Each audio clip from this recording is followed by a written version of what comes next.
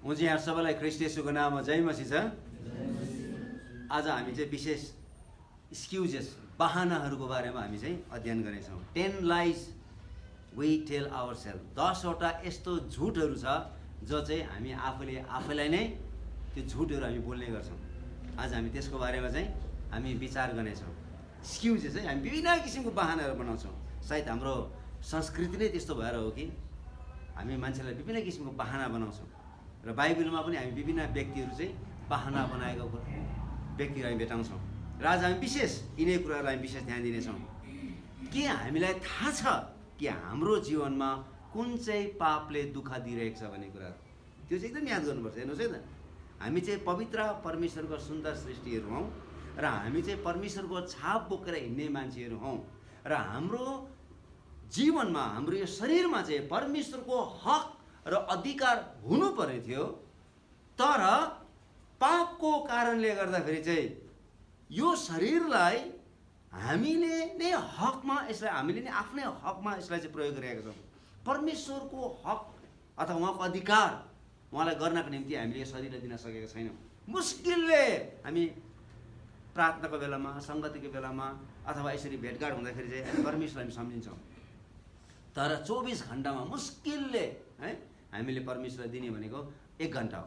अरू सबै चाहिँ हामी के गर्छौँ, हामी आफ्नै निम्ति मात्रै हामी प्रयोग गर्छौँ। त्यस कारण हामीले के बुझ्नु पऱ्यो भन्दाखेरि चाहिँ यो शरीर चाहिँ परमेश्वरले सृष्टि गर्नुभएको एउटा सुन्दर एउटा सृष्टि हो। परमेश्वरको रूप यसले बोकेको छ र हामी जहाँ जान्छौँ परमेश्वर कस्तो हुनुहुन्छ भन्ने कुरो चाहिँ हाम्रो व्यक्तिगत रूपले, हाम्रो व्यवहारले हामीले चाहिँ मान्छेलाई परिचय दिनु सक्नुपर्ने थियो। तर आज चाहिँ हाम्रो जीवनमा थुप्रै पापहरूले बास गरेको कारणले गर्दाखेरि चाहिँ परमेश्वरको साँचो रूप भत्किएको छ। त्यो कुरो चाहिँ हामीले बुझ्नुपर्छ। यसकारण चाहिँ हामीले के बुझ्नु पऱ्यो भन्दाखेरि चाहिँ हाम्रो जीवनमा चाहिँ कुन चाहिँ पापले चाहिँ राज्य गरिरहेको छ अथवा कुन चाहिँ पापले चाहिँ हामीलाई दुःख दिइरहेको छ भन्ने कुरा। कतिचोटि हामी के भन्ने गर्छौँ भन्दाखेरि चाहिँ यो पापसँग चाहिँ समाधान गर्न सकिँदैन रहेछ भन्ने कुराहरू म आफै विचार गर्छु। म सेवा गर्छु, म बाइबल पढ्छु, म प्रार्थना गर्छु, म ठिक समयमा सुत्न चाहन्छु, ठिक समयमा उठ्न चाहन्छु र म छिट्टो धेरैभन्दा पनि धेरै समय म प्रार्थनामा बिताउन चाहन्छु। तर म कति कमजोरी छु भन्ने कुरो चाहिँ म आफैले महसुस गरेको छु है। मेरो दिमाग एकछिनमै घुम्छ, कहाँ घुम्छ। अनि म यसो विचार गर्छु, यो पृथ्वीमा म मात्रै यस्तो किसिमको नराम्रो मान्छे हो क्या हो जस्तो लाग्छ। म आफैलाई त्यस्तो लाग्छ, धेरैचोटि त्यस्तो लाग्छ। किन प्रभु, यो त तपाईँको शरीर हो, यो जीवन त तपाईँले मलाई दिनुभएको, यसमा तपाईँले हक किन जमाउन सक्नुहुन्न? किन मेरो आफ्नै मात्रै हक चल्छ? किन मेरो मात्रै सोच चल्छ? किन मेरो मात्रै विचार चल्छ भनेर म जहिले म परमेश्वरलाई भनिरहेको छु, किन किन किन किन तपाईँले मलाई सम्हाल्नुहुन्न? किन म आफै सम्हालिरहेको छु? किन म नचाहिने कुरा सोचिरहेको हुन्छु? हामी मानिस कमजोरी छौँ। त्यस कारण हामी चाहिँ धेरैचोटि हामी के भन्ने गर्छौँ भने हाम्रो बहाना चाहिँ के छ भन्दाखेरि चाहिँ हामी चाहिँ पापको, जुन पापले हामीलाई प्रयोग गरेको छ त्यो पापसँग चाहिँ हामी के गर्न सक्दैनौँ, हामी चाहिँ सम्हालिन सक्दैनौँ अथवा त्यसलाई चाहिँ हामी समाधान गर्न सक्दैनौँ भनेर चाहिँ हामी भन्ने गर्छौँ। यसकारण चाहिँ हामीले के बुझ्नु पऱ्यो भन्दाखेरि चाहिँ कुनै पनि हाम्रो शत्रुहरूले हाम्रो चाहिँ उन्नति भएको देख्न चाहँदैन भनेदेखि चाहिँ त्यसले के गर्छ त, हाम्रो बारेमा चाहिँ चाहिने नचाहिने विरोधहरू मान्छेलाई फैलाउँछ।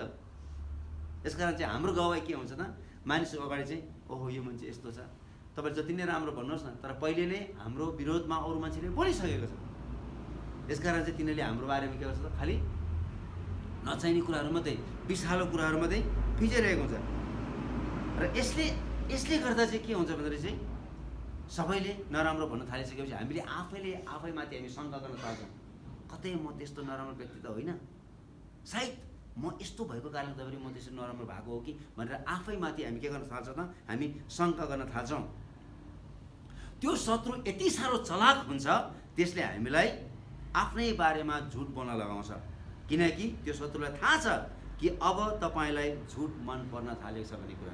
हेर्नुहोस् त, सुरुमा हामी राम्रै व्यक्तिहरू थियौँ, तर हाम्रो विरोधमा मानिसहरूले चाहिने नचाहिने कुराहरू गरेको कारणले गर्दा चाहिँ हामी आफूलाई शङ्का गर्न थालेको छौँ र हामीले पनि के गर्न थालेको छ त, अब हामीले सत्य कुराहरू भन्दा चाहिँ हामीलाई चाहिँ झुट कुराहरू एकदमै बढी मनपर्छ। यसकारण चाहिँ हाम्रो शत्रुलाई थाहा छ कि यसलाई झुट बोल्न मन पराउँछ भन्ने कुराहरू। यसकारण चाहिँ हामी झुटको पछि हामी बढी लाग्ने गर्छौँ। तर याकुब 4:7 हामीलाई एकदम स्पष्ट रूपले बताएको छ, यसकारण आफैलाई परमेश्वरको अधीनमा राख, शैतानको विरोध गर र त्यो तिमीहरूबाट भाग्नेछ।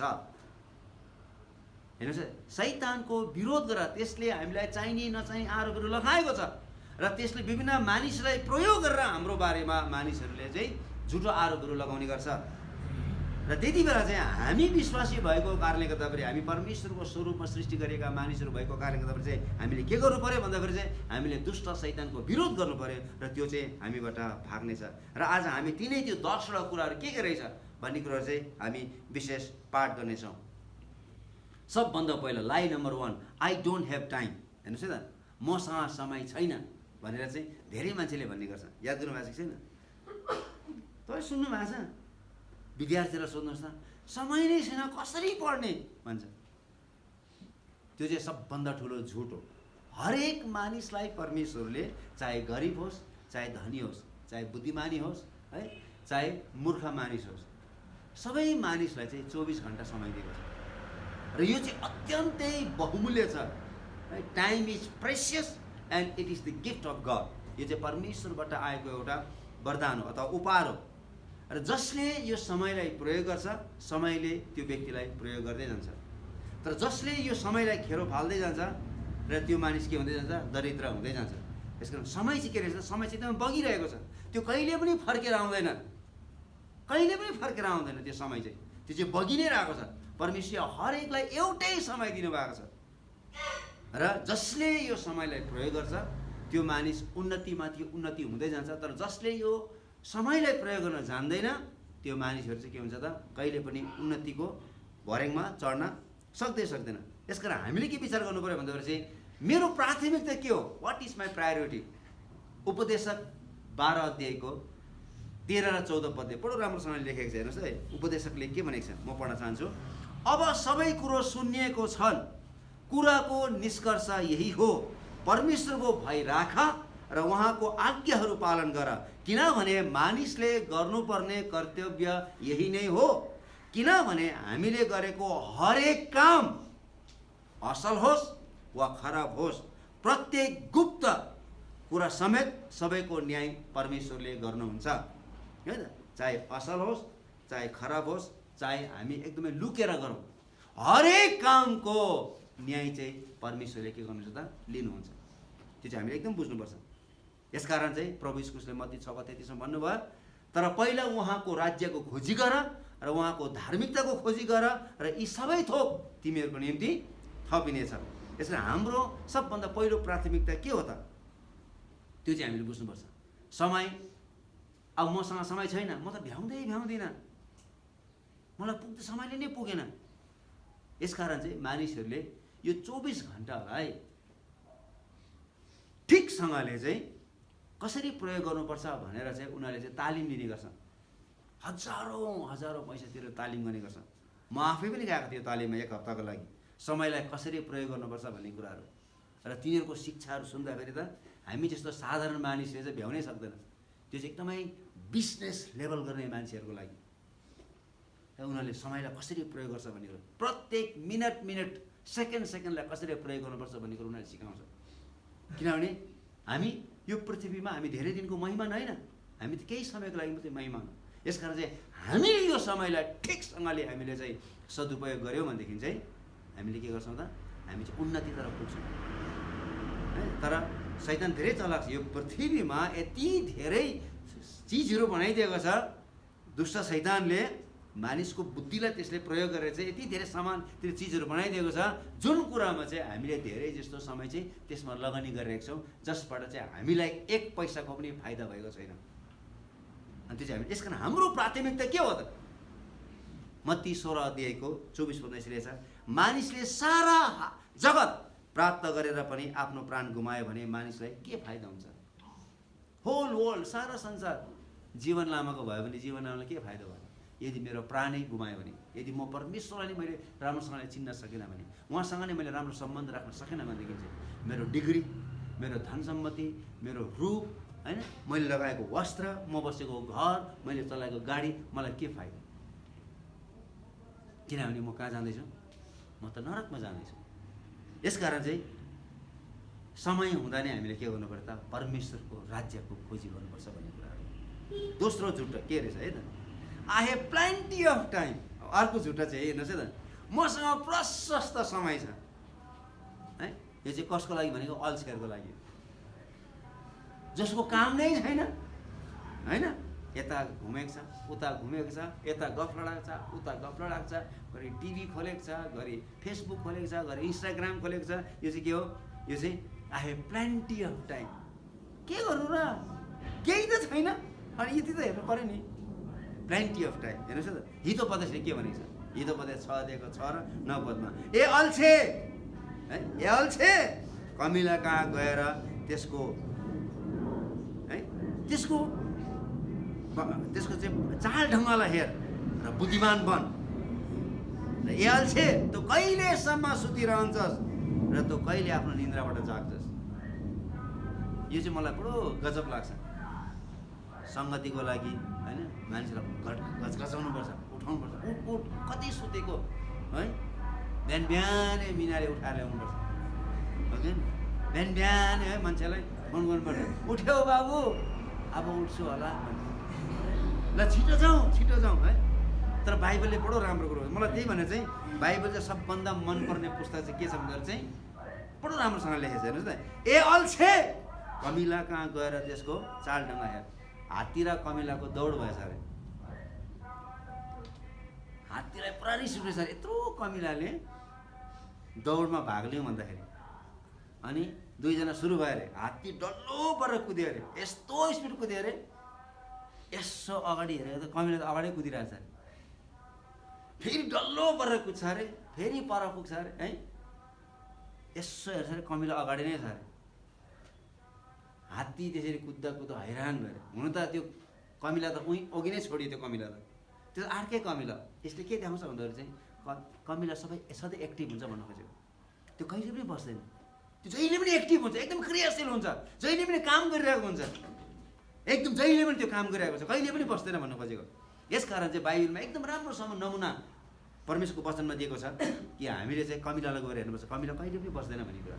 त्यसमा हामी चाहिँ त्यो एक्टिभ हुनु पऱ्यो भन्नु खोजेको, त्यति साह्रो एक्टिभ चाहिँ हुनु सक्नुपर्छ भन्नु खोजेको। के तपाईँलाई थाहा छ जीवन चाहिँ क्षणभरको मात्र हो भनेर? पहिलो पत्रुस 1:24 त्यही कुरो लेखेको छ, सबै प्राणी चाहिँ घाँस जस्तै हुन् र तिनका सबै गौरव घाँसका फुल जस्ता हुन्। घाँस ओइल्याउँछ र त्यसको फुल झरिहाल्छ। याकुब 4:14 त्यही लेखेको छ, मानिसै पाप मात्र हो है, त्यो चाहिँ एकछिनको लागि देखिन्छ र एकछिनपछि त्यो हराइहाल्छ, त्यो मेटिएर जान्छ। यसकारण चाहिँ पहिलो यूहन्ना 2:17 त्यही कुरो लेखेको छ, सारा संसार बिति जानेछ र त्यसको अभिलाषा पनि बिति जान्छ, तर परमेश्वरको इच्छा भन्ने पुरा गर्नेहरू चाहिँ के हुँदैन, सधैँको निम्ति रहिरहन्छ। यो संसार बितेर जान्छ, यो संसारको हरेक अभिलाषाहरू बितेर जान्छ। किनभने हाम्रो जीवनमा एउटा यस्तो दिन आउँछ, उपदेशकले त्यही भनेको छ, यस्तो दिन आउँदैछ जुन कुरो चाहिँ हामीलाई मन पर्दैन। अहिले हामीलाई जुन खसीको मासु मनपर्छ, जीवनको यस्तो दिन आउनेछ हामीलाई खसी मन पर्दैन। धेरै मान्छेले अहिले हेर्छ मात्रै, खानु सक्दैन। किनभने खसीमा चाहिने सबै रोगको भित्र छ। त्यो समय आउँदैछ हामी हरेकलाई। यसकारण त्यो दिन आउनुभन्दा अगाडि नै, त्यस्तो दिन आउनुभन्दा अगाडि नै हामीले के गर्नु पर्यो त? हामीले परमेश्वरलाई सम्झिनुपर्छ भन्नुपर्छ। यसकारण चाहिँ यो चाहिँ एकदमै ठुलो झुटहरू हो। मसँग प्रशस्त समय छ भन्ने मान्छेहरू चाहिँ को हो त भन्दाखेरि त्यो चाहिँ महाअल्छेहरू हो, एकदमै ठुलो अल्छे मान्छेहरू। यस्तो मान्छेले पृथ्वीमा के पनि गर्न सक्दैन। तेस्रो झुट के हो भन्दाखेरि चाहिँ मलाई कसैले पनि देख्दैन, no one will see me, मलाई कसैले पनि देख्दैन। यसका दाउदले पनि कसैले पनि देख्दैन भनेर उसले चाहिँ गुपचुपमा उसले के गरेको थियो त? व्यभिचारको पाप गरेको थियो, तर परमेश्वरले देख्नु र उसले गरेको गुपचुपको व्यभिचारको पाप के भयो त? उसको घरमा स्पष्ट रूपले देखिने गरी भयो। पछि उसकै छोरा अब्सलोमले के गरे त? छतमा तम्बु बनाएर चाहिँ सबै मानिसले देख्ने गरी उसले व्यभिचार गरेको छ। बाउले गुप्त रूपमा गरेको थियो, तर छोराले देखिने गरेको रहेछ। यसकारण चाहिँ हामी कतिचोटि भन्छौँ मलाई कसैले पनि देखेको छैन भन्ने कुराहरू। संसार एकदम सानो छ, तपाईँले कहिले पनि नसोच्नु संसार एकदमै ठुलो छ र संसारमा थुप्रै लुक्ने ठाउँ छ भन्ने कुराहरू। भजन लेखाले स्पष्ट रूपले भनेको छ, म कहाँ जाउँ तपाईँ बिना, म कहाँ जाउँ, म माथि गए तापनि त्यहाँ तपाईँले देख्नुहुन्छ, समुद्रको गहिरैमा गए तापनि तपाईँले त्यहाँ देख्नुहुन्छ, म अन्धकारमा मैले ओछ्यान बनाए तापनि तपाईँले त्यहाँ मलाई देख्नुहुन्छ। म कहाँ तपाईँको उपस्थितिबाट म कहाँ भाग्न सक्छु र भन्ने कुरो बताएको छ। नयाँ करारमा हननिया र सफरिया भन्ने दुईजना व्यक्तिले, अरू मान्छेले सबैले आफ्नो जग्गा जमिन बेच्दै बक चर्चमा ल्याएर प्रेरितहरूको अगाडि राखिदिन्थे। ल प्रभुले मलाई अगुवाई गर्नुभयो, ल सम्पूर्ण यहाँ पैसा यहाँ छ, परमेश्वरको महिमाको निम्ति प्रयोग गर्नुहोस्, मण्डलीको विकास निम्ति प्रयोग गर्नुहोस्, सबैले दिन थाल्यो। यिनीहरूलाई पनि डाहा लाग्यो, यिनीहरूको पनि केही जमिन थियो, है हामीले पनि परमेश्वरलाई दिनुपर्छ भन्ने बेच्यो। बेच्ने बित्तिकै पैसा यति धेरै देख्यो, आधी त के लग्यो बक्सामा लगेर थुनिहाल्यो, अनि आधी चाहिँ लिएर गयो होइन चर्चमा। पत्रुसले सोध्यो, के तिमीले यति नै बेचेका हौ भन्दै, हो हजुर भन्ने बित्तिकै के भयो त, त्यो मान्छे ढलेर मऱ्यो। एकछिनपछि श्रीमती आयो, बडो आत्लिक हुँदै सबैलाई जय मसी जय मसी जय मसी भन्दै आइपुग्यो। फेरि पत्रुसले सोधेर है त्यो जमिन यतिमै बेचेको हो हजुर भने ऊ पनि ड्याममै लडिहाल्यो। हामीले मान्छेलाई के गर्न सक्छौँ, लुकाउन सक्छौँ, तर परमेश्वरलाई हामी कहिले पनि लुकाउन सक्दैनौँ। कति दिनसम्म तपाईँले मैले जम्मा गरेर राख्छौँ, कति दिनसम्म हामी परमेश्वरलाई ठगिरहन्छौँ, कति दिनसम्म हामी परमेश्वरलाई है हामीले चाहिँ एकदमै छारो हानिरहेको हुन्छौँ, कति दिनसम्म। हरेक दिनको के हुन्छ त, एक दिन हामीले परिणाम हामीले बुझाउनुपर्छ, प्रत्येक दिनको हामीले परिणाम परमेश्वरलाई बुझाउनुपर्छ। यसकारण हामी परमेश्वरले मलाई देख्नै भएको छैन भनेर हामी कहिले पनि नभन्नु है। हामी इन्टरनेटमा के खेलिरहेको हुन्छौँ होइन, हामी के हेरिरहेको हुन्छौँ, अनि नजिकमा साथी हुन्छ त्यसले थाहा पाउँछ भनेर सानो साउन्ड गर्छौँ। याद गर्नुभएको छ, आजकल त बडो कानमा लगाउने पनि छँदैछ होइन, कानमा लगाएर सुन्छु ताकि आवाज यताउता नजाओस् भन्ने कुरा। के हेरेको हो कि न, कसैलाई थाहै छैन के हेरेको छ भन्ने कुरा, तर परमेश्वरले देखिरहनु भएको छ तपाईँले के हेर्नु भएको छ भन्ने कुरा है त। लुकी लुकी तपाईँले चुरोट खानुहुन्छ, कसैले पनि देख्दैन हो कि न, तर परमेश्वरले देख्नुहुन्छ। लुकी लुकी तपाईँ रक्सी पिउनुहुन्छ, कसैले पनि देख्दैन होइन, मलाई कसैले देखेको छैन भन्नुहुन्छ है। लुकी लुकी तपाईँ तास खेल्नुहुन्छ है, तपाईँले सोच्नु मलाई कसैले पनि देखेको छैन भन्ने कुराहरू है। अनि हामी कसैलाई देख्ने बित्तिकै हामी दिमागबाट अशुद्ध विचारले हेर्छौँ हामीले कसैलाई, किन यो भित्र त कसैले देख्दैन, यो त खोल्ने भएको, यहाँ चेन छैन, खोल्ने भएको यहाँ देख्छ हो कि न, देख्दैन। यस कारण हामी यति घिनलाग्दो कुराहरू यहाँनिर सोचिरहेको हुन्छौँ, घिनलाग्दो कुराहरू सोचेर हामी सुतिरहेको हुन्छौँ, घिनलाग्दो कुराहरू हामीले हेरेर है यो आँखाले ठ्याक ठ्याक फोटो खिचिरहेको हुन्छ। भरे राति आएर त्यही फोटो हेर्ने त हो नि हामी यो दिमागले, अनि हामी भन्छौँ मलाई कसैले पनि देखेको छैन भनेर, अनि हामी हाँस्छौँ मलाई कसैले पनि देखेको छैन। तर यो चाहिँ बाइबलमा के भनेको छ भन्दाखेरि, ए मूर्खा परमेश्वरले देखिराख्नु भएको छ, परमेश्वरले हामीलाई देखेर हाँस्नुहुन्छ अरे, यो कति मूर्ख रहेछ भनेर। ल हेर्नुहोस् न, हामी सोच्छौँ कसैले पनि मलाई देखेको छैन, तर परमेश्वरले सबै कुराहरू देखिरहनु भएको छ। चौथो झुटो के छ, God understands that the way I am, he made me that way है। म कस्तो छु भने परमेश्वर बुझ्नुहुन्छ भनेर हामी भन्छौँ, मेरो बोली यस्तै हो कि न, मेरो बोली नै यस्तै हो, म यस्तै हो, म यसरी नै बोल्ने हो, म यसरी नै हिँड्ने हो, म यसरी नै गर्ने हो। धेरैजनाले के भन्ने गर्छन्, परमेश्वरले बुझ्नुहुन्छ किनभने परमेश्वर मलाई यस्तै बनाउनु भएको छ। गड अन्डरस्ट्यान्ड्स मी होइन, परमेश्वर त्यति साह्रो लाटो हुनुहुन्न है। हामीले परमेश्वरलाई लाटो बनाउनु आवश्यक छैन। इजिकेल 18:5 के रहेछ, तो सृजिएको दिनदेखि तँमा अधर्म फेला नपरेको दिनसम्म तेरो चाल ढङ्गमा तो दोष रही थिइस्। यो चाहिँ लुसिफरको बारेमा बताएको छ, जबसम्म तेरो जीवनमा अधर्म भेटाएन तबसम्म चाहिँ तेरो आफ्नो चाल ढङ्गमा तो के थिइस् त, एकदमै दोष रही थिइस् भन्ने कुरो बताएको छ। याकुब 1:17 त्यही कुरो बताएको छ, हरेक असल दान र हरेक सिद्ध वरदान स्वर्गबाट हो, जो वरदान ज्योतिका पिताबाट आउँछ, बदलिरहने छाया जस्तो उहाँमा कुनै हेरफेर छैन भन्ने कुरा। हेर्नुहोस् त, परमेश्वरले हामी हरेकलाई सिद्ध बनाउनु भएको छ, तर जुन दिन हामीले पाप गर्न थाल्यौँ त्यो दिन मात्रै हाम्रो चाल ढङ्ग चाहिँ परिवर्तन हुन थाल्यो है। त्यो चाहिँ हामीले बुझ्नुपर्छ। बाइबलमा त्यही कुरो बताएको छ। लुसिफर पनि एकदमै सुन्दर प्रकारले बनाएको थियो, ऊ हिँड्दाखेरि चाहिँ जता चारैतिर झलल बल्थ्यो, ऊ आफै पनि झलल बल्थ्यो। त्यस्तो राम्रोसँगले परमेश्वरले सृष्टि गर्नुभएको थियो, तर जुन दिन उसमा अधर्म भेटा त्यसले उस पुरै रूपले दूषित भयो। र हामी पनि सिद्ध प्रकारले सृष्टि गरिएका हौँ, तर जुन दिन हामीमा अधर्म प्रवेश गरेको छ, हामीले पाप गर्न थालेका छौँ, त्यस दिनदेखि चाहिँ हामी के भएको छौँ, हामी फरक भएको छौँ। किनभने परमेश्वरले दिनुहुने हरेक वरदान चाहिँ सिद्ध हुन्छ, त्यसमा कुनै पनि हेरफेर हुँदैन भन्ने कुरो बताएको लेखेको। बाइबलमा बताएको छ। परमेश्वरले मानिसलाई सिद्ध प्रकारले बनाउनु भएको थियो, तर हामी आफैले हामी पाप छानेको कारणले गर्दाखेरि हामी के भएका छौँ त? हामी चाहिँ पुरै रूपले हामी चाहिँ दूषित भएका छौँ। यसकारण हामीले के गर्नुपर्छ त? पश्चाताप गर्नुपर्छ। प्रेरित 17 अध्यायको 30 पदमा त्यही कुरो बताएको छ। यस्तो अज्ञानताको समयलाई परमेश्वरले ध्यान दिनु भएन, तर अब प्रत्येक ठाउँमा सब मानिसले पश्चाताप गरून् भन्ने उहाँले आज्ञा दिनुहुन्छ। अनि यसकारण चाहिँ परमेश्वरले मलाई यस्तै बनाउनु भएको होइन। परमेश्वरले कहिले पनि तपाईँलाई त्यस्तो बनाउनु भएको छैन। परमेश्वरले तपाईँलाई सुन्दर प्रकारले बनाउनु भएको छ। तपाईँ वान पिस हो परमेश्वरको अगाडि। सारा संसार अगाडि तपाईँ र म वान पिस हौँ। र हामी जस्तो मान्छे अरू पृथ्वीमा अरू कोही छैन भनेर हामी विचार गर्नुपर्छ। किनभने हामी चाहिँ परमेश्वरको आफ्नै हातले नै उहाँले हामीलाई के गर्नुभएको छ त? सृष्टि गर्नुभएको छ। तर आज हामी पापको कारणले गर्दाखेरि चाहिँ हामी के भएको छौँ? होइन, म त यस्तै हो, मेरो बोली यस्तै हो, मेरो सोचाइ यस्तै हो, मेरो विचार यस्तै हो, मेरो काम गराइ यस्तै हो, है सबै के भएको छ? फरक भएको छ। यसकारण यो चाहिँ के हो त? चौथो नम्बरको झुट यही हो। म कस्तो छु भनी म यस्तै छु भन्ने कुरो चाहिँ परमेश्वरले बुझ्नुहुन्छ भन्ने कुरो चाहिँ हामी भन्ने गर्छौँ। पाँचौँ झुट के हो त? I can ask for forgiveness later, है त, म पछि क्षमा माग्छु, है त। जानुहोस् न तपाईँ क्षमा माग्नुहोस्, अहिले होइन म अहिले माग्दिनँ, जब मलाई समय है जब पक्का हुन्छ त्यति बेला गएर म क्षमा माग्छु भन्छ। हामी पर्खिन्छौँ, हामी पर्खिन्छौँ।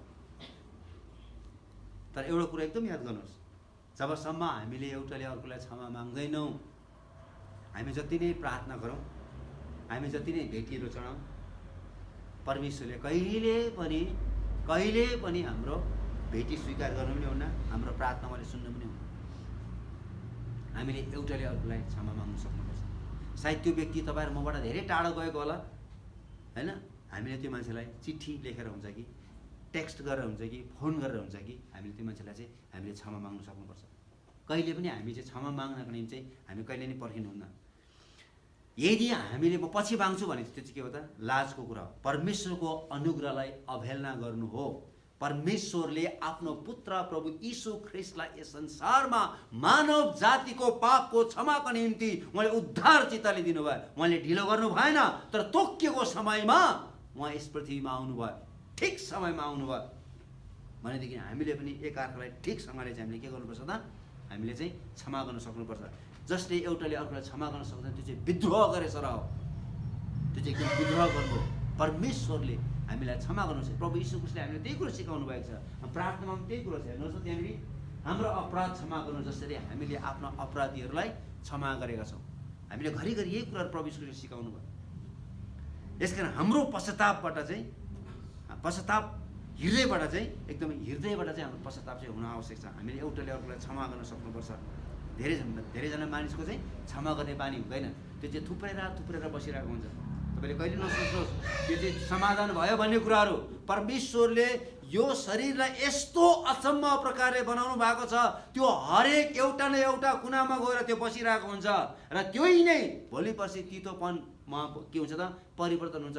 जसको कारणले गर्दाखेरि चाहिँ संसारमा अहिले धेरै मेडिकल स्टडिजहरूको गरेको कारणले गर्दा चाहिँ झन्डै 65% मानिसहरू क्यान्सर रोग लाग्नुको मुख्य कारण चाहिँ एउटाले अर्कोलाई क्षमा दिन नसकेको कारणले गर्दाखेरि हो। त्यो कुरा एकदम याद गर्नुहोस्। यो चाहिँ मेडिकल स्टडी अनुसार भनेको कुरा हो। यो मैले त्यतिकै बनाएर भनेको होइन। यहाँनिर यो चाहिँ थुप्रिँदै गएर के हुन्छ? एउटा ढिक्का हुन्छ, एउटा यस्तो ढिक्का हुन्छ। त्यो ढिक्काबाट चाहिँ एक दिन के हुन्छ त? शरीरमा यस्तो डरलाग्दो रोग निस्किन्छ, जसको कारणले गर्दाखेरि चाहिँ त्यसको कुनै पनि समाधान हुँदैन। त्यति बेला चाहिँ तपाईँले क्षमा दिएर, त्यति बेला तपाईँले है औषधि खोजेर तपाईँको निको चाहिँ हुँदैन, है त। अर्को कुरा हामीले के बुझ्नु पऱ्यो भन्दा चाहिँ म पछि दिन्छु क्षमा भन्ने बित्तिकै आज फ्याट्टै मऱ्यो भने के गर्ने है? किनभने हामी कुनै पनि बेला मर्न सक्छौँ। हाम्रो जीवन चाहिँ हामी 100 वर्ष बाँच्न सक्छौँ, 200 वर्ष बाँच्न सक्छौँ भन्ने कुनै ग्यारेन्टी छैन। यो सब परमेश्वरको हातमा छ। यसकारण समय हुँदा नै हामीले के गर्नुपर्छ त? हामीले एउटाले अर्कोलाई क्षमा गर्न सक्नुपर्छ। छैटौँ झुट के रहेछ त? हेर्नुहोस् न, it is okay if my intentions are good, है त। जे गरे पनि हुन्छ, तर के हुनु पऱ्यो? सोच चाहिँ ठिक हुनु पऱ्यो भन्छ नि। सोच चाहिँ ठिक हुनु पऱ्यो अरे। जे गरे पनि हुन्छ, तर सोच चाहिँ ठिक हुनु पऱ्यो। यो चाहिँ गलत हो। दाउदले पवित्र परमेश्वरको पवित्र सन्दुकलाई यरुसलेममा ल्याउनका निम्ति 3000 मानिसहरू भेला गरेर चाहिँ नाच्दै उफ्रिँदै खुसीको साथमा तिनीहरू त्यो ठाउँमा पुगेर चाहिँ पवित्र परमेश्वरको सन्दुकलाई गाडामा हालेको थियो र तिनीहरू एकदम नाच्दै उफ्रिँदै आइरहेको थियो। तर जब तिनीहरू चाहिँ नाकोनको खलामा आइपुगे तब त्यहाँनिर चाहिँ गोरु ठोकिएको छ ढुङ्गामा। ठोकिँदाखेरि गोरु लड्दाखेरि चाहिँ त्यो परमेश्वरको सन्दुक पनि त्यो गाडासँगै लड्न पुगेको छ। हेर्नुहोस् त, त्यति बेला चाहिँ त्यो 3000 मध्येमा उजिया भन्ने मान्छेले पवित्र परमेश्वरको त्यो सन्दुकलाई ढल्नबाट बचाउनका निम्ति त्यो छुनु जाँदाखेरि चाहिँ त्यो चाहिँ मरेको छ है। यहाँ यसरी लेखेको छ, हेर्नुहोस् है त,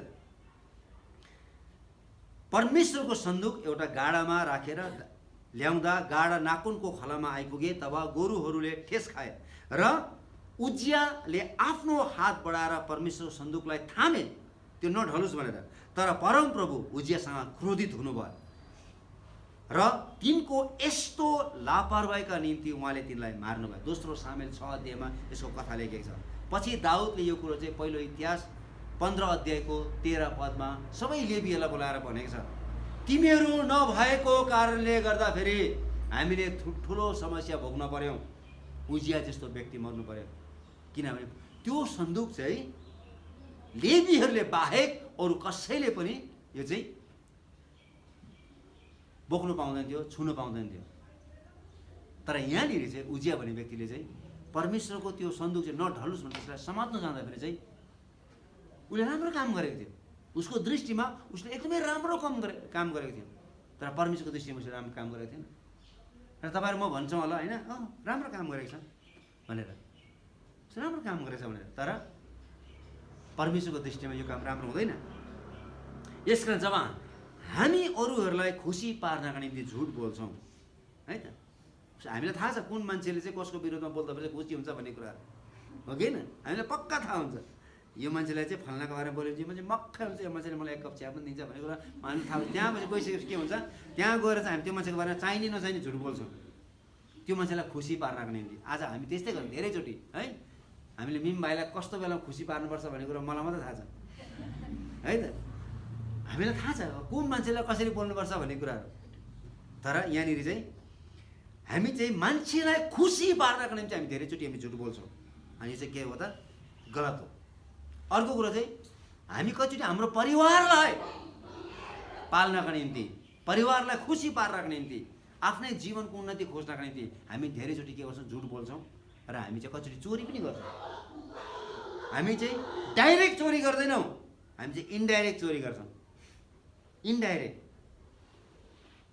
हामीले भलाइकै काम गरिरहेको छ, हाम्रो परिवारको लागि गर्छौँ, कसैको लागि भलाइकै काम गरेछौँ हो कि। तर यो चाहिँ गलत भइरहेको छ भन्ने कुरा। जब हामी होइन मान्छेले चुनाव जित्छ है, सबैले ताली बजाउँछ चुनाव जित्यो भनेर, तर उसले कसरी जितेको छ भन्ने कुरो उसलाई मात्रै थाहा हुन्छ। उसले कसरी जित्यो भन्ने कुराहरू, उसले राम्रो काम गरेको होला, गरिबहरूलाई पैसा दिएको होला, गरिबहरूलाई एकदमै हेरचाह गरेको होला, वास्ता गरेको होला, फिक्री होला, तर उसले के गर्छ, गलत काम गरेको, किनभने उसले चाहिँ धाँधली गरेको छ। त्यहाँनिर हुनसक्छ सबै काम भलाइको निम्ति नै भइरहेको छ, तर परमेश्वरले चाहिँ सहनुहुन्न। यहाँनिर पनि उजियाले चाहिँ भलाइको काम नै गरेको थियो। परमेश्वरको सन्दुक चाहिँ नझरोस् भनेर समात्न जाँदाखेरि चाहिँ परमेश्वरले मन पराउनु भएन है। अनि हामी धेरैचोटि भन्छौँ कसैलाई बचाउनको निम्ति हामीले झुट बोल्नुपर्छ भनेर, कतिचोटि हामीले झुट पनि बोल्नुपर्छ भनेर परमेश्वरले बुझ्नुहुन्छ हामीले किन झुट बोलिरहेको छ भन्ने कुरा। झुट चाहिँ झुट हो, त्यो चाहिँ कहिले पनि सत्य हुन सक्दैन। सत्यलाई झुटले कहिले पनि जित्न सक्दैन। केही समयको लागि झुट चाहिँ होइन एकदमै प्रभावकारी हुनसक्छ होला, तर अन्तिममा गएर चाहिँ झुटको चाहिँ जरा नभएको कारणले त्यो चाहिँ ढल्छ, तर सत्यको चाहिँ जरा हुन्छ है। यसकारण चाहिँ त्यो जरा भएको कारण चाहिँ त्यो चाहिँ रहिरहन्छ। यसकारण हामी के विचार गर्छौँ है, it is okay if my intentions are good है। हामीले जे गरे पनि यदि हाम्रो सोचहरू विचारहरू ठिक छ भनेदेखि चाहिँ ठिक छ भनेर हामी विचार गर्छ, तर त्यो चाहिँ गलत हो।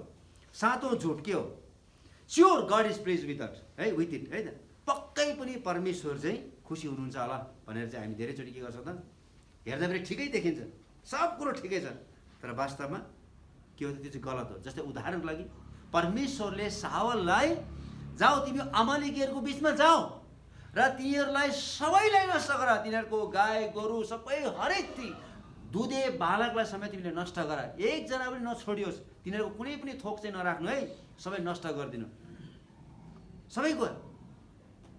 तर त्यहाँबाट उसले के लिएर आयो त? एकदम मोटो मोटो है जनावरहरू लिएर आयो, मोटो मोटो गाई गोरुहरू लिएर आयो, एकदम साँढेहरू लिएर आयो। अनि सामुएल आइपुग्यो, तिमीले सबै नष्ट गर्यौ, हजुर तपाईँले जस्तो आज्ञा गर्नुभएको थियो त्यस्तै नै मैले सबै नष्ट गरिदिएँ भन्दाखेरि चाहिँ, अनि म यो के को यो गाई गोरुको आवाज सुन्दछु भन्दाखेरि सिपाहीहरूले पवित्र परमेश्वरको बलिदान गर्नको निम्ति चाहिँ यो राम्रो राम्रो साँढेहरू लिएर आएको छ भन्ने कुरो इन्टेन्स एकदम राम्रो थियो। साउलले के भनेको थियो भन्दाखेरि पक्कै पनि परमेश्वर खुसी हुन्छ भन्ने कुराहरू है, राम्रो थियो भन्ने कुराहरू। तर यहाँनिर चाहिँ सामुएलले के भनेको छ हेर्नुहोस् है त, साउल राजाले अमेलेकीहरूलाई पुरै नष्ट गर्नुपर्ने थियो, तर तिनले लुटका मालबाट भेडा र गाई गोरु अनि सबभन्दा असल असल चिज गिलगालमा परमप्रभुको निम्ति बलिदान चढाउनलाई राखेका थिए। यसो हेर्दा उद्देश्य ठिक थियो, तर सामुएलले भने आज्ञा पालन चाहिँ बलिदान भन्दा पनि उत्तम हो। परमेश्वरको आज्ञा पालन नगर्नु चाहिँ मन्त्र तन्त्रको है पाप जस्तै हो, हट्टी हुनु चाहिँ मूर्ति पूजा गर्नु जस्तै हो भन्ने कुरो स्पष्ट रूपले भयो। त्यसपछि सामुएल त्यति भनेर निस्किँदाखेरि चाहिँ अनि साउलले यसरी समात्दाखेरि चाहिँ सामुएलको के भएको छ त? लुगा च्यातिएको छ। र सामुएलले भने जसरी मेरो खास्टो च्यातिएको छ त्यसरी नै परमेश्वरले तपाईँको राज्यलाई च्यात्नु भएको छ, किनभने तपाईँले के गर्नुहुन्छ? आज्ञा उल्लङ्घन गर्नुभएको छ। साउलको दृष्टिमा उसले राम्रो काम गरेको थियो होला, मोटो मोटो भेडा बाख्रा लिएर आएर परमेश्वर बलिदान चढाउने थिए। उसले देख्यो यो त परमेश्वर पक्कै पनि खुसी हुनुहुन्छ होला भन्ने कुराहरू होइन। हामी पनि होइन विभिन्न यताउता गरेको कुरा चाहिँ हामी दशमांशहरू चढाउँछौँ, भेटीहरू चढाउँछौँ, बाटोमा भेटेको पैसाहरू परमेश्वर खुसी हुन्छ भने यस्तो नचाहिने कुराहरू गर्नु हुँदैन। दशमांश ल्याउने र भेटी ल्याउने चाहिँ प्योर 100% तपाईँले मेहनत गरेको पैसाबाट मात्रै ल्याउने, अरू नचाहिने कुराबाट ल्याउनु हुँदैन है, नचाहिने नाफाबाट ल्याउनु हुँदैन। तपाईँ सोच्नुहुन्छ परमेश्वर खुसी हुन्छ भन्ने कुराहरू, तर नचाहिने कुराबाट ल्याउनु, तपाईँको मेहनत तपाईँको परिश्रमबाट चाहिँ तपाईँले कमाएकोबाट मात्रै तपाईँले दशमांश र भेटी ल्याउनु है, अरू नचाहिने स्रोतबाट कमाएको पैसाबाट चाहिँ तपाईँले परमेश्वरलाई चढाउने होइन। हेर्दाखेरि यो धेरै ठिक देखिन्छ है त। सबैले भन्छ ठिक गरेछ उसले, राम्रो गरेछ त, परमेश्वरको निम्ति त्यति झुट बोल्दा के भएर? बाइबलमा के भनेछ राम्रोसँग हेर्नुहोस् है, प्रस्थान 23को 2 पदमा के लेख्छ? खराबी गर्ने भिडहरूसँग नलागा भनेछ। कति राम्रो लेखेछ हेर्छ, खराबी गर्ने भिडहरूसँग नलागा, मुद्दामा बहुमती र लागि गवाई दिएर चाहिँ इन्साफ नबिगार भनेको छ है त। सबैजना यो ठिक छ यो ठिक छ, तर आफूलाई थाहा छ यो बेठिक छ भन्ने कुरा हामीले बेठिकै भन्नुपर्छ। बाइबलमा एकदम स्पष्ट रूपले बताएको छ कि खराबी गर्ने भिडसँग चाहिँ नलागाई भन्ने कुरा बताएको छ। जे खराब छ त्यो खराब नै हो। आठौँ झुट के हो? म त जवानै छु, म त सानै छु भन्छ है। तपाईँको छोराछोरी यसो गर्दैछ है, बिचारा बालकै छ भन्छ, केही त थाहा छैन भन्छ। अहिले थाहा नभए कहिले थाहा हुन्छ? ल हेर्नुहोस् न, हामी धेरैचोटि बहाना बनाउँछौँ, हाम्रो छोराछोरीलाई हामी कति धेरै चोप्छौँ, ऊ त चेप्छ होइन, यो त सानै छ, उसलाई के पनि थाहा छैन। मैले एकदम याद गरिरहेको छु मेरो छोराछोरीहरूलाई होइन। अनि हामी भन्छौँ होइन, ओहो यो त सानै छ, यसलाई के पनि थाहा छैन भन्ने कुरा। अहिलेको छोराछोरीहरूलाई ऊ त्यो बाटोमा हिँड्दै थियो, एउटा सानो केटा थियो, टाउकोमा यसो गर्दै थियो है, मैले यसो गरेको होइन। साथीहरूलाई के भन्छ कि यार कस्तो मान्छेले मेरो कपालै बिगारिदियो भन्छ। यत्रो फुच्चेले ल हेर्नुहोस् त। भनेपछि अहिलेको बच्चाहरू कति धेरै छ याद गर्नुभएको छ कि छैन? एकदम याद गर्नु पऱ्यो है। हाम्रो नानीहरूलाई हामीले सानो नानीहरू सोध्छ मम्मी म कहाँबाट जन्मेको भनेर, याद गर्नुभएको छ कि छैन है त? अनि हामी त नाइटोबाट जन्मेको भन्छ हो कि होइन? तर नानीहरू त स्कुल जान्छ, याद गर्नुभएको छ कि छैन? उनीहरूलाई सबै पढेर आउँछ, अनि उनीहरूको अगाडि हामी के भन्छ? झुट बोल्छौँ। तपाईँले झुट बोल्नु भएको थियो भनेको। अहिलेको हाम्रो नानीहरू एकदम स्मार्ट छ भन्नु खोजेको, हामी तिनीहरूलाई ठग्न सक्दैनौँ। अनि कहिले पनि नसोच्नुहोस् मेरो छोराछोरी सानै छ उसलाई के पनि थाहा छैन भन्ने कुराहरू। हामीलाई थाहै छैन हाम्रो छोराछोरीले कति धेरै लभ गरिसकेछ भन्ने कुरा होइन। एकपछि अर्को कतिजना साटिसकेको छ भन्ने कुरो हामीलाई के थाहा होइन?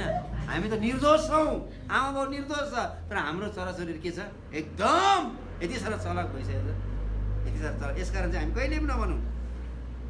यसकारण पावलले के भनेको छ पहिलो तिमोथी 4:12 ए तिमोथी, तिम्रो जवानीलाई कसैले पनि हेला गर्ने मौका नदेऊ है त। Let no one despise your youth.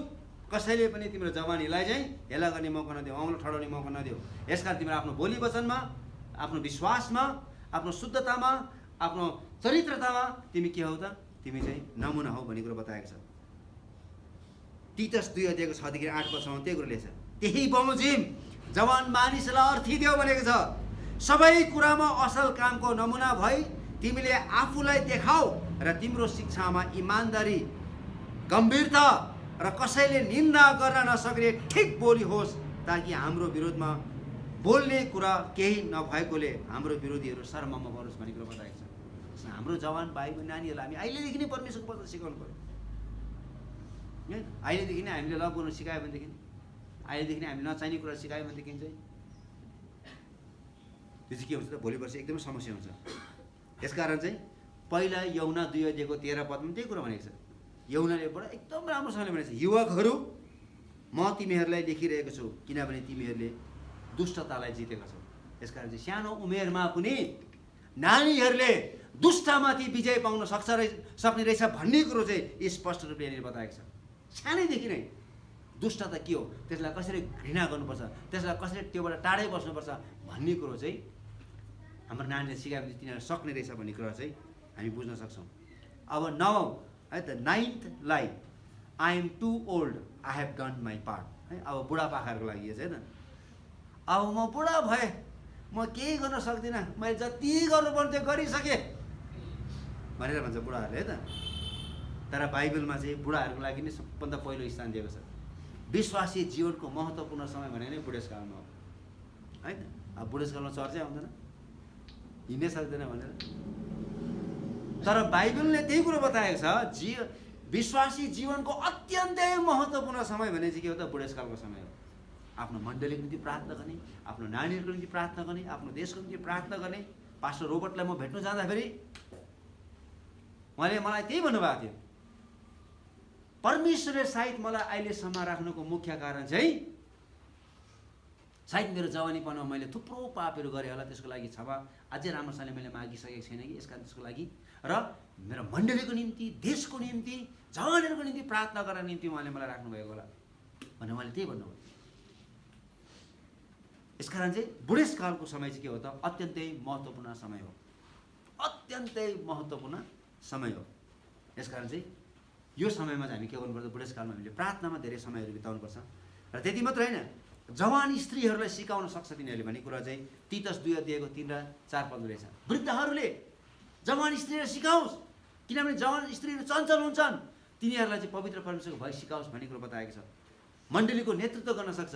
मण्डलीमा सबभन्दा पहिलो यरुसलेमको मण्डलीमा सबभन्दा पहिलोचोटि क्रिस्चियन सभा बस्दाखेरि चाहिँ त्यहाँ चाहिँ एल्डरहरूले, पाको मानिसहरूले नेतृत्व गरेको थियो। यसकारण वृद्ध भइसक्यो भने चाहिँ म केही गर्न सक्दिनँ, अब बुढो भयो, त्यसरी कहिले पनि गर्नु हुँदैन। किन एल्डरहरू, किन वृद्धहरू भन्दाखेरि चाहिँ किनकि तिनीहरू अनुभवी हुन्छ, तिनीहरूले तालिम प्राप्त गरेको हुन्छ, तिनीहरू ज्ञानले भरिएको हुन्छ र तिनीहरू विश्वासयोग्य गनिएको हुन्छ।